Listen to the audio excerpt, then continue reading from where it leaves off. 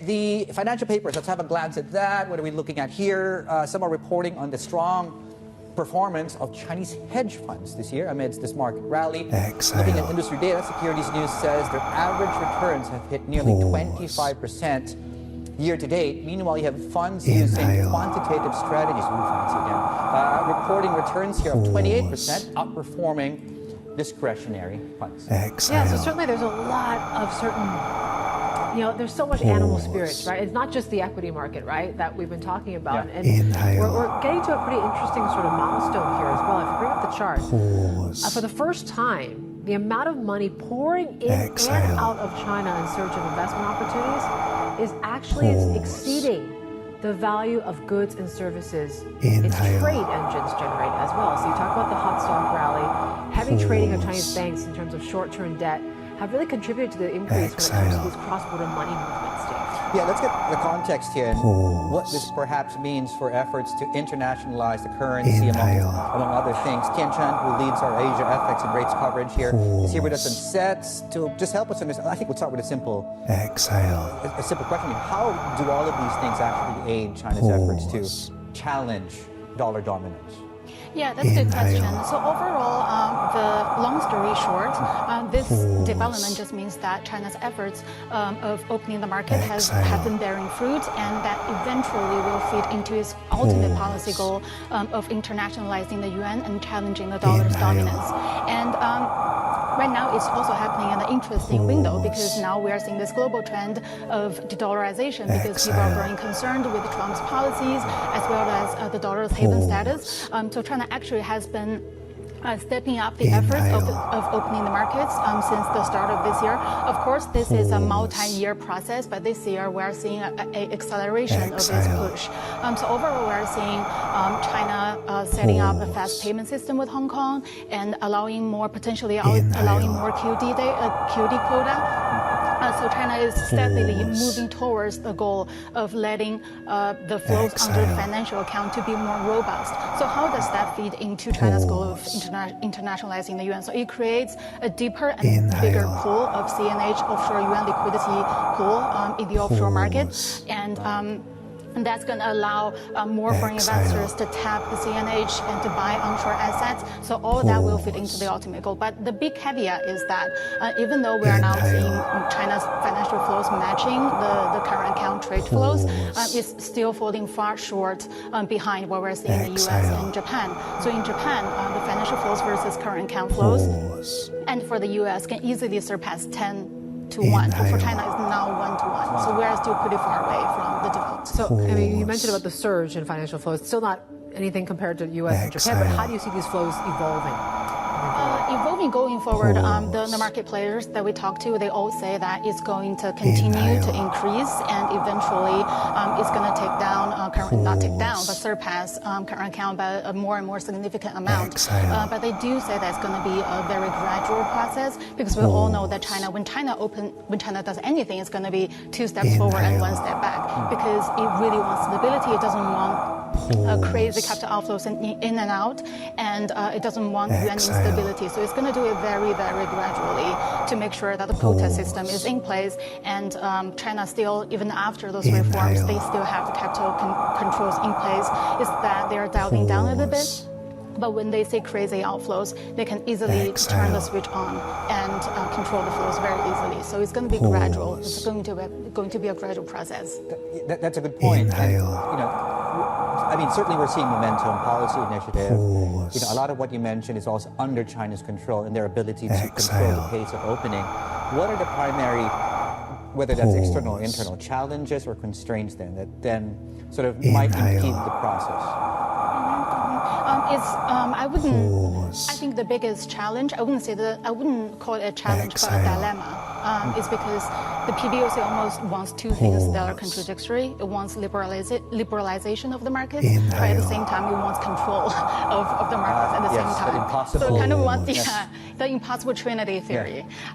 So I think I would say the challenge or the dilemma there is that you always have to pace it very carefully, so that can slow down the whole process. That's why we're talking about 2 steps forward and 1 step down. Sometimes we would say, oh, is China pausing the opening up push, or is it China even reversing the push?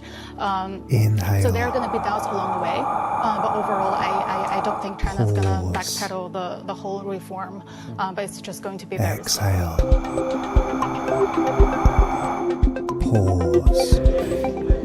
Eu não entrei nesse jogo do Tracto para ficar um startup de Maceió ou uma startup brasileira. Eu realmente criei o Tracto para ser uma ferramenta global.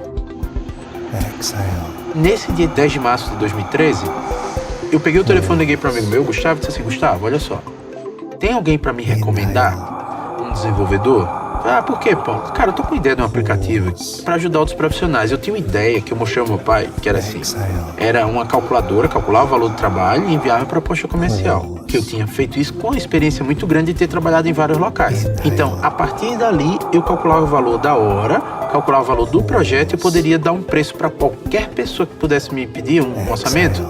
E aí o Jorge gostou da ideia, topou e disse assim: olha, vamos fazer.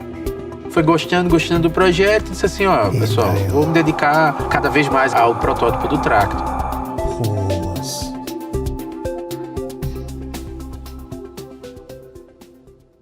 Como eu já tinha trabalhado fora e já tinha passado muito tempo fora, eu decidi que ia, desde o começo, atacar vários mercados. Então, a primeira versão do Tracto eu lancei em português, inglês e espanhol. Quando você quer vender globalmente, o primeiro desafio é escolher mercados onde seu produto ele tenha uma penetração legal. Eu podia fazer as pessoas fazerem o download do aplicativo, usarem o aplicativo fora, mas não existia nenhum meio de pagamento no Brasil que me permitisse aceitar cartões de crédito internacional. E isso você é forçado pelo próprio mercado a ficar focando no mercado brasileiro. E aí apareceu o Stripe Atlas. Eu acho que ele foi lançado às 9 da manhã. Eu juro, acho que no máximo 9h20, 9h30 eu já tinha registrado. E aí foi aceito.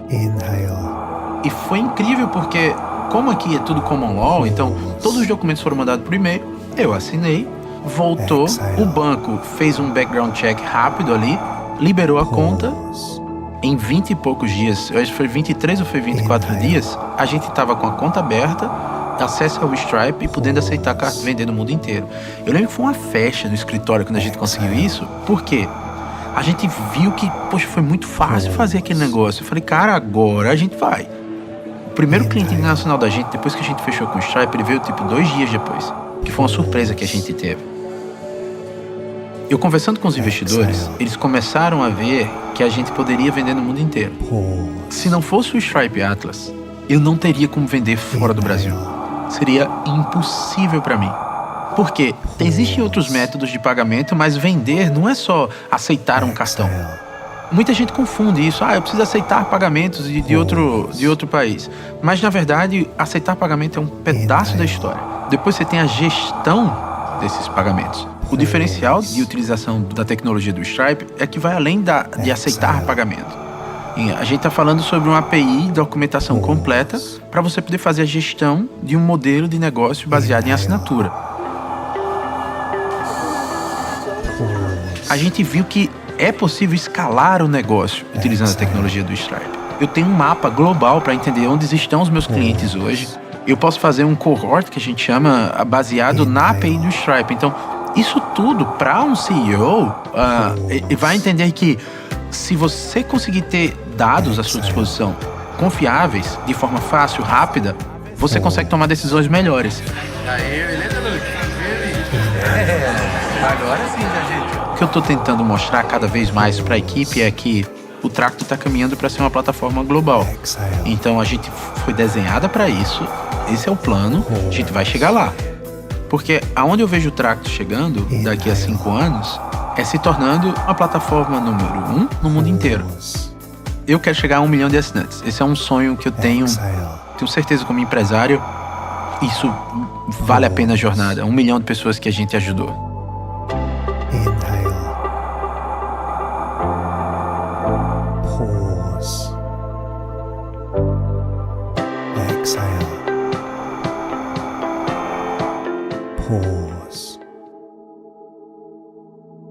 Hi everyone. Good morning. So we have a rapidly growing suite of products. And as you just heard from Patrick, we aspire to be the fastest improving infrastructure company in the world. He mentioned, for example, that we are deploying a new version of our core API 16 times a day. So you might be asking yourself, what are we improving towards? Well, Stripe's true north is what we now call our global payments and treasury network. But for short, we say GPTN. The GPTN is programmable infrastructure for global money movement. It's at the core of everything that we build, and it's solving the problems that we hear about most emphatically from all of you. Sure, we do a whole lot that goes beyond the GPTN. We can help you streamline your operations, better understand your customers, and empower your finance teams. You'll hear a lot more about this later, but the GPTN is our foundation. There's an enormous variety of businesses building on Stripe, but the single thing that we hear from all of you is that you just want moving money to be as simple as manipulating data in the cloud. You just want to accept money from your customers in any currency, country, and payment method, and you just want to be able to pay it out again in any currency to bank accounts all over the world. This is easy in theory, but excruciatingly onerous in practice. Because once banks and financial regulations and just money in general comes into the picture, you're talking about tons of engineers and droves of lawyers and flocks of compliance experts and many years of development. So at its most basic, Stripe exists just to solve this problem. And it's what the GPTN is designed for. We're building 3 core services. There's payments acceptance, there's storage and management of funds, and there's payouts. And for each, we can invest in broadening geographic coverage and deepening and optimizing functionality to a degree that simply wouldn't make sense for any individual company. So let's start with payments acceptance. This is about giving your business a high conversion rate, low fraud, localized payments experience, no matter where in the world it operates. Now, as you all know, if you use Stripe today, you can already accept payments from customers in 195 countries. And until yesterday, we supported domestic payments acceptance in 23 countries. If you're a payment expert out there, what I mean by domestic acceptance is essentially local acquiring. It means lower costs and higher authorization rates. Well, yesterday, we launched 8 additional European countries. And today, I'm excited to announce that by the end of 2019, we'll also support domestic acceptance in Mexico, Malaysia, Brazil, Bulgaria, Romania, Hungary, Thailand, and the Czech Republic. This will bring us to 40 countries covering nearly 70% of the global economy. And acceptance is also about payment methods, and especially non-card payment methods. This is an area where we've been investing a whole lot. We already support more than a dozen payment methods, including Ideal, Alipay, and SEPA, but our progress is going to accelerate dramatically in the months ahead. By the end of the year, we're adding support for 12 additional payment methods, everything from FPX in Malaysia to Konbini in Japan and Boletos in Brazil. In fact, this year we became the first non-bank ever to integrate directly with the French payment scheme Carte Bancaire. This was an enormous undertaking and one that wouldn't make sense for any individual company to do only for its own benefit. But Carte Bancaire is the largest payments network in France, and we're seeing a 1 to 2 percentage point uplift in acceptance rates. So when you step back and think about it, this is more than worth it to Stripe. We think about the benefit to all of you. And the beauty of the GPTN is that you'll get all of this, all these countries and all these payment methods and everything that's to come via a single integration. So once you've integrated with Stripe, without changing a line of code, you can quite literally launch countries and payment methods via minute config changes or clicks in the Stripe dashboard. Most of the progress still lies ahead. And next year, we'll support payment acceptance domestically for businesses in more than 95 countries. We'll support payouts over local bank rails in more than 100 countries. We'll more than double the number of payment methods in checkout and the API. We'll launch an FX product that allows you to seamlessly shift between currencies in the cloud. We'll support instant payouts to more than 90% of our users. And we'll speed up payouts for everyone else to 1 to 2 days. You'll get all of this and the full power of the GPTN via a single integration that gets better 16 times a day. Inhale.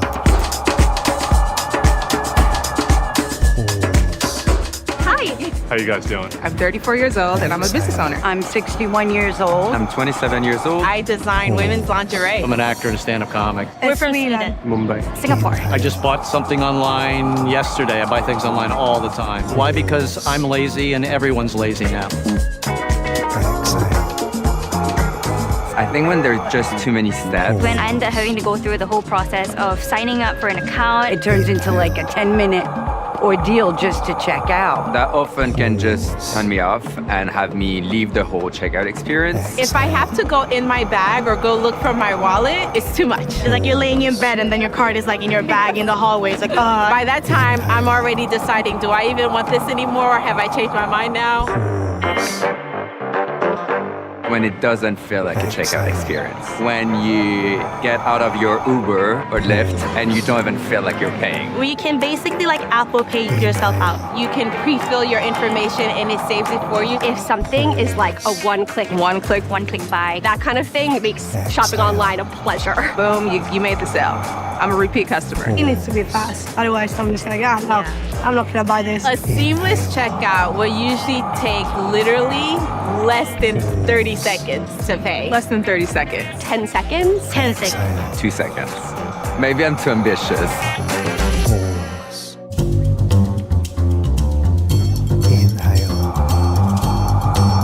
I use Apple Pay. I use PayPal, I use Klarna, I use Afterpay, Affirm. Klarna and Afterpay? I usually use PayPal when it's set up automatically. Swish is a payment type. It's connected to your phone number, directly to your bank account. My credit card is super simple for like racking up those points. Credit cards. Do people typically use credit cards? No.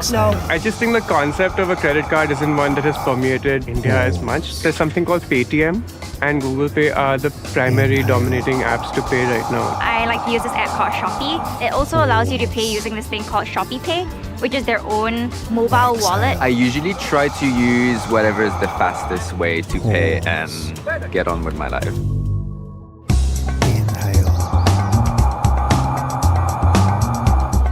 I don't have a wallet. You have a wallet? I do. I have an Apple Wallet. You mean like crypto? Oh, a physical.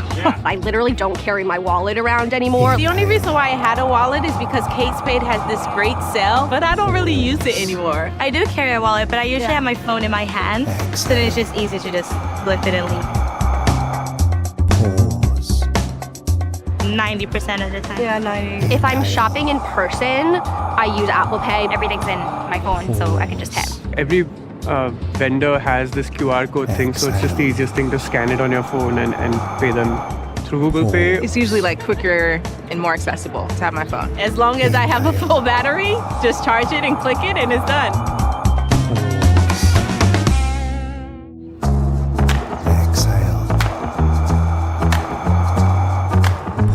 Yes, I have had my credit card number stolen, which is weird because it's usually in my pocket. I've never lost it. My account had been charged like 22 times by this store in Southeast Asia where I've never been yet. I had my identity stolen. They ended up using my credit card information for things that I had nothing to do with. Yes, and I don't really know the reason why. It usually makes you feel not too good, right? It feels like they're doubting your capacity to pay. The purchase was for a higher amount. It made for an annoying experience. I check my bank on my phone, check the app immediately, and I'm like, what's happening? If it's something I don't need, then I'll just pass it and skip the transaction. Overall, I know it was for my benefit, even if the process was a little infuriating at the time. I know that poor customer experience usually lead people to tell others. And guess what? I did the exact same. Honestly, if a retailer doesn't have a good payment experience, I don't shop there.